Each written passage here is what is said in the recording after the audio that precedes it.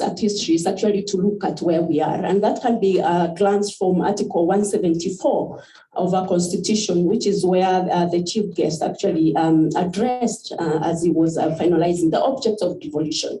And what is coming out from those objects of devolution issues about equitable sharing of resources. It's about political inclusion. It's about taking care of the marginalized and the minority communities. And so that then tells us that the, Kenyans, when crafting the Constitution, that is what they aimed, that the devolution of 2010 Constitution should be able to do. Now, first, forward, backwards, the real backwards, then you can see the elements of political inclusion / exclusion, as well as socio-economics, economic exclusion and inclusion running through the various epochs in history. Whether you are talking of the pre-colonial period, when Kenya was under the British rule, and we have racial segregation. It's about the Europeans vis-a-vis the Native Africans on the one hand, as well as other racial groups, the Arabs and the Asians. And you go fast track again to the independence constitution, and you can see the clamor for reforms and for decentralization. KADU on the one hand representing the minority groups, and KANU representing the majority groups who are then the Kikuyus and the Luos. And so the feeling that the minority small tribes are being excluded politically, socially, and economically. And one of the things we established, and one of the common trends,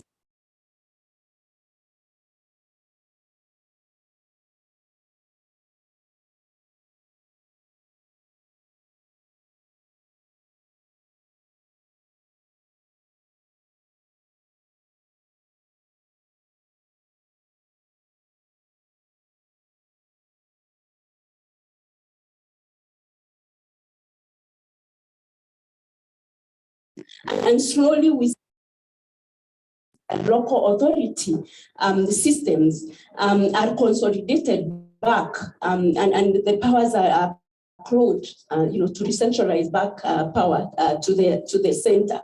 And so you see all these narrative going on. And of course, then you have the clamor for constitutional reforms from the 1990s. And if you look at through all the, because we've looked through all the various drafts, from the CKRC draft to the bombers, to the harmonized draft constitution, to the revised harmonized draft constitution, the key issue of contention actually still remains there.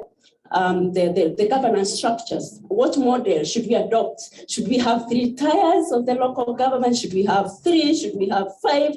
Again, the struggle for political inclusion. And why political inclusion is because then whoever also controls the political structures then controls who gets the resources. And that has been the question throughout. And that is what the 2010 Constitution then seeks to answer. Thank you. Just very briefly, history is important because history shows us actual events as and when they happen, and it teaches us vital lessons as we look at those events when they happen. And when you reflect at it with hindsight, you get even more important lessons. Now, the discourse around inclusivity along all the areas of marginalization that I've identified is a discourse at bettering our democracy. And when you look at this bettering of democracy in the context of the wave theory of democracy, you see how waves move. Waves move and break, and if you're not careful, there can be a counter wave. And when you study the attempts at inclusion in our constitutional experiment from independence onwards, you notice that there have been elements of counterwaves. I can imagine the 27th of August, 2010 at Uhuru Park, when people look at Article 27.8 and look at Article 81 and say now the gender question has been resolved. 12 years later, Dr. Mutinda is talking about, I'll go to meet you at Angula, the third term speaker after. I mean, they're actually the fourth, if you consider Marende as the first one, because he served the remainder of that term. So that tells you that this is not a battle for the faint-hearted. How do you then keep hope alive? I keep telling people that the way waves move is that a wave can move and a wave can break, and there can be a counter wave. So to do is to build dikes. When you have made progress that way, you build barricades, you build dikes to consolidate. Then you think about how to charge forward, because if you are not careful, the wave can break and actually push you back.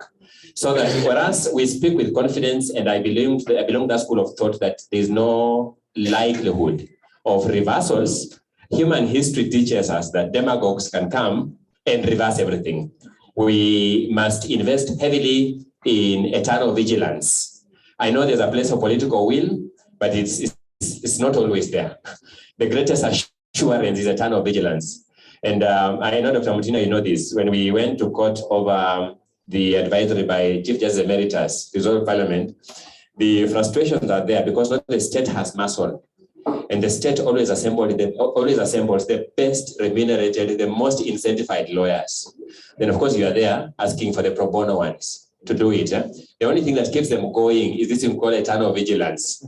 Their desire to include their name in history, that they did something to us, building that barricade against democratic reversals. So I think as we sit in this room, in our own small way, let us ask, what can we do to add one more building block to that dike so that you prevent reversals and you keep the wave moving forward? Thank you. Thank you very much, Sim. Dr. Mutinda, on the International Day of the Girl Child, you can tell from the authors that there was no marginalization. So, Caroline, on the question of marginalization, what do you consider the genesis of marginalization as we know it today? Thank you so much. Picking up from where has just left, I think the simple answer to this question, the simplified one, is one word, which is power. The construction of power, construction of power, and construction of power, which is really what chapter 4 focuses on. How was power constructed? And what power was found within the instruments that came in to construct a different entity that brought in a new concept of power, which was the Kenya before and the Kenya after colonialism. So what did the colonial body come in to bring, which was power, and bringing in power in a completely different dynamic? What chapter 4 looks at to conceptualize marginalization is to try and show the different structures with which they brought in and took on and really just empowered the whole definition of power and marginalized the rest of the communities, which has simplified the basic things that were very, that were easy to look at. Case in point, land. Land was a major thing. I mean, we had a colonial entity that came into Kenya, meaning that they came in and took on land because we all live, in a space that is occupied by land. So there was a whole dynamic to land. There was communal land before. People didn't have, didn't know these tired versions of having or owning land. But came an entity that comes and tells you, you no longer own land. We own land, and you will own land based on how we decide to own land as the state. Then move on to speak about political participation. So you could make decisions by yourselves in your own structures, in your own communities, through elders, through different venues and through different entities. And then comes an organization, comes an entity that decides that we hold the power and you are subjects. Hence Mamdani's reference to subjects and citizens. You do as we say, and you do not have any power or any access to direct regulation of this particular power. Moving on to, in addition to that, saying there are people who, no, there's the economic discrimination because you have power, because there's political decision making, then comes in the part where you have to have an economic factor. Land is bringing in money, land is bringing in wealth, but whom is it bringing wealth to? It's no longer the people who owned this land, it's no longer the people who lived on this land. So comes in people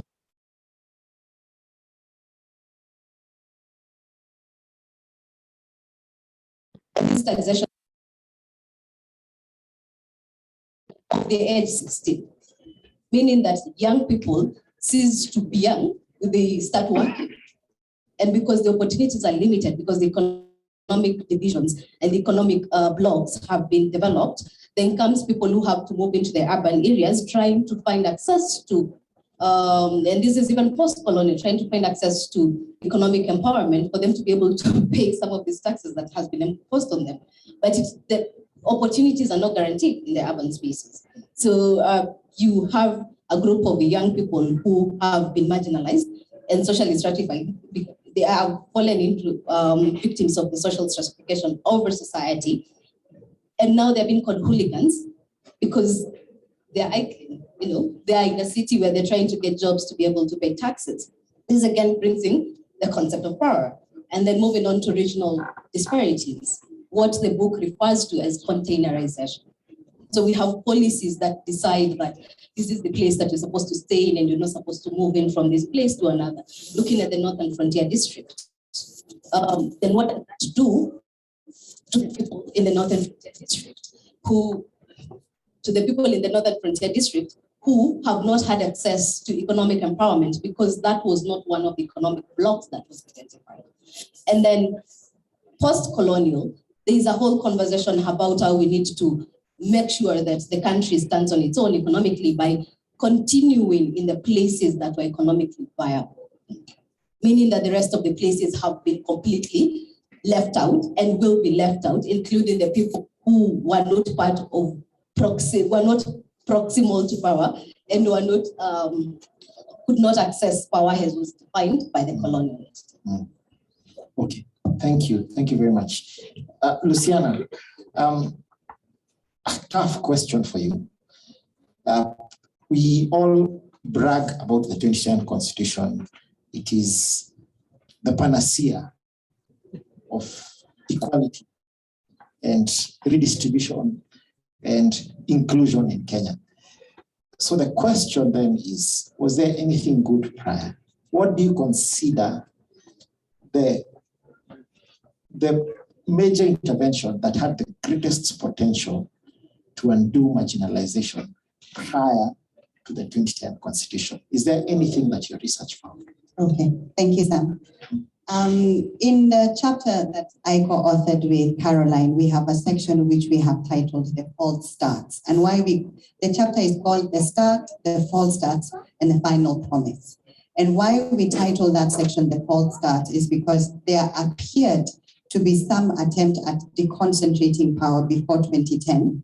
But why we ended up calling them false starts was, even though it appeared that we were trying to take policy, administrative, and fiscal measures to decentralize powers, those measures were not genuine attempts at deconcentration.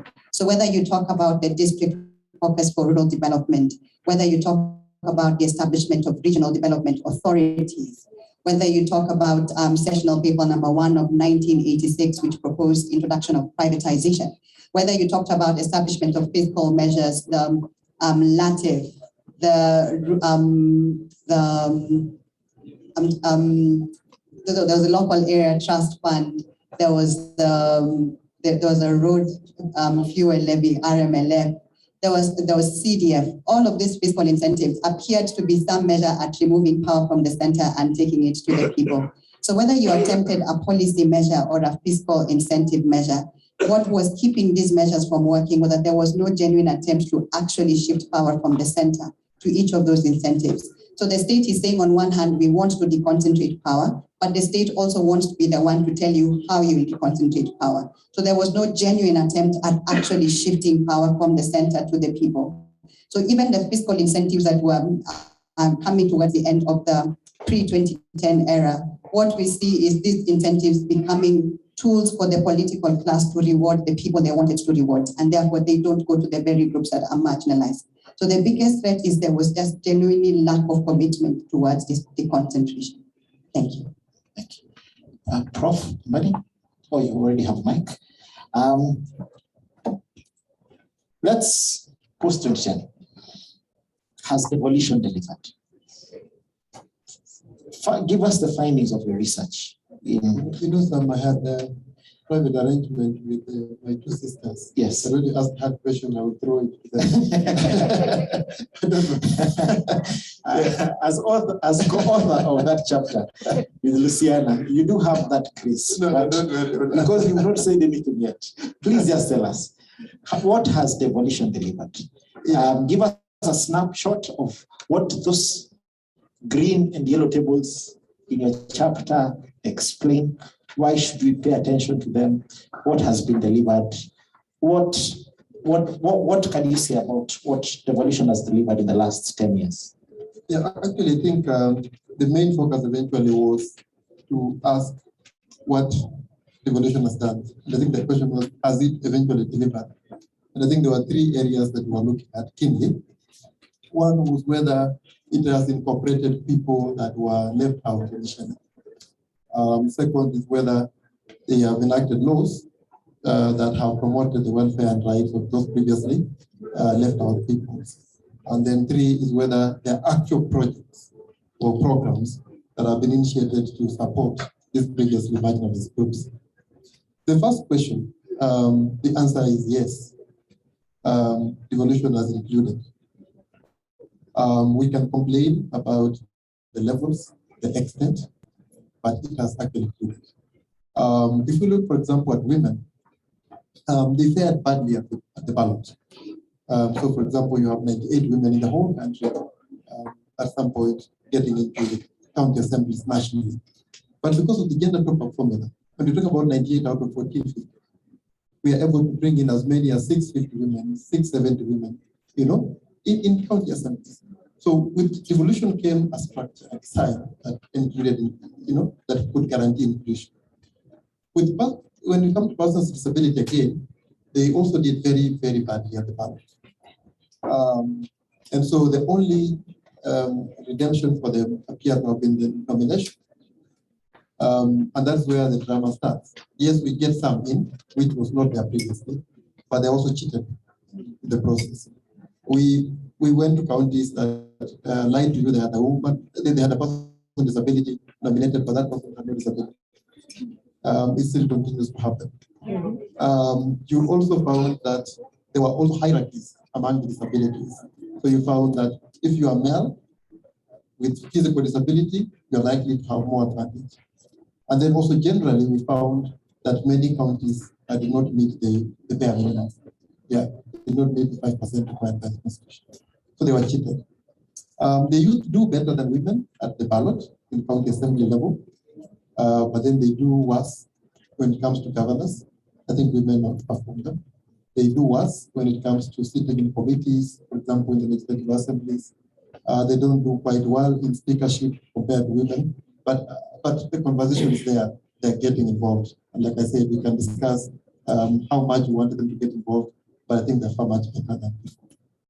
In terms of laws, we also found that there are a lot of laws nationally, actually, that have tried to promote the welfare of these previously marginalized groups.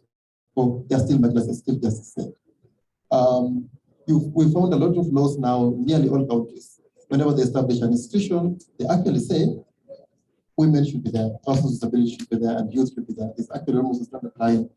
Poor draftsmanship, lazy draftsmen, it's a standard line carried from the Constitution, not more than that kind of language. So they're actually getting involved in institutions of county. There's also an attempt to establish funds, and stuff like that, targeted at youth, and most of them have also required legislation. Of course, we ran out of the appropriation bills that actually promote equality for all these marginalized groups. They fight quite a lot if you sample different countries. On the last one also, whether they are projects or programs, you will find all manner of innovations in that category. Counties have done extremely well in that area. And I'm not defending them, I'm not a spokesperson, and I can't talk about the corruption involved. I'm talking about what you can see. And it starts with things like sports. We have seen Olympics, we have seen tournaments. Counties are even sponsoring teams, and mostly targeting youth and women, especially young women, in those kind of things. But even occasionally, you find Olympics or Paralympics for persons with disabilities. The Desert Olympics or Paralympics, the one in Nakuru, and counties are spending a lot of money We talked to persons with disabilities that have been given sports equipment to participate. Some have been shipped, some have been transported and even given per diems to take part in those sports. Counties have invested in a lot of business, seed planting, giving women seeds across the country, giving women greenhouses or youthful persons fish ponds. You will see a lot of innovations down there, in those kinds of realms, especially in innovation.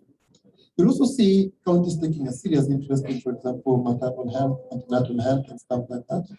And I think one of the most outstanding, I don't know whether anyone did this one, I can understand, is Oparanya Care, I think, where a mother is encouraged to go to hospital throughout the clinics. There's a book that you keep checking, Alinda Mama of some sort. And a mama that goes through that, faithfully is given some cash to encourage them. And once they deliver, they even get a start back, complete what they need, and continue to pay the salary. So a lot of innovations are out there. Kakamega, Mombasa, Nakuru, and I think those innovations will start coming upwards, and you'll see them emulated at the national level. And of course, the old things, the public works that started these days, or the Roosevelt, start public works heavy, labor-intensive projects, involve the youth, involve the women, and let the money flow into countries. A lot of the countries are doing all those kind of things. And all of that is just geared towards incorporating these people economically. If you don't do that, they actually want nowhere. So I think the answer is yes. We're really getting these people involved.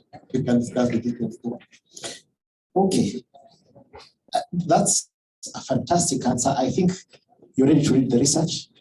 An interesting line from that 5th chapter is that they hypothesize a positive relationship between decentralization and inclusion of various groups. The more we decentralize, the more we attain inclusion. And the converse is also true, that the more we centralize, the more we marginalize. The one thing that is left unanswered in the book, and this is a challenge not only to the authors, but also to their donors who have decided to take leave. I'm hoping we shall find them somewhere and chase them for some checks, is the quality of representation.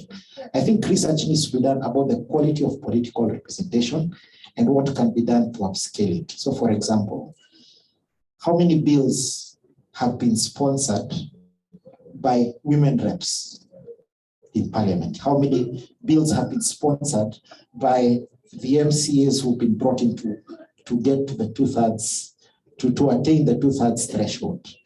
And we look at the quality of representation and whether it can be upscaled through training and support, etc. Anyway, that is the book. I'm hoping that you are glad you stayed. From here onwards, there is cake.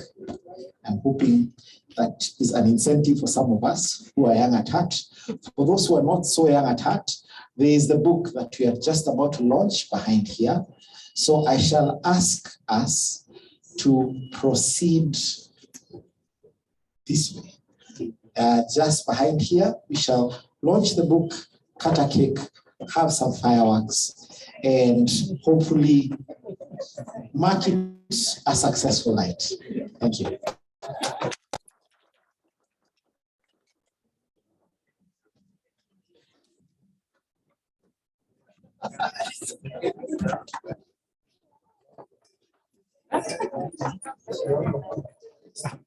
Okay, my apologies. Usually it is Madam Luciana here who does a protocol.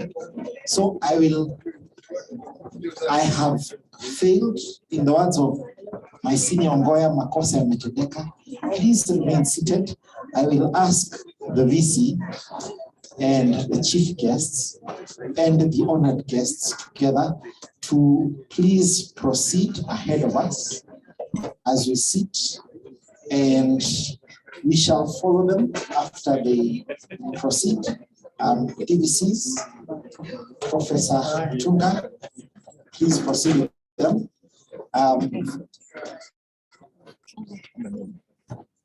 So that we can have an orderly transition and a quick one as well.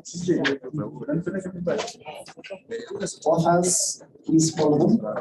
And everyone else, please join us outside as fast as possible.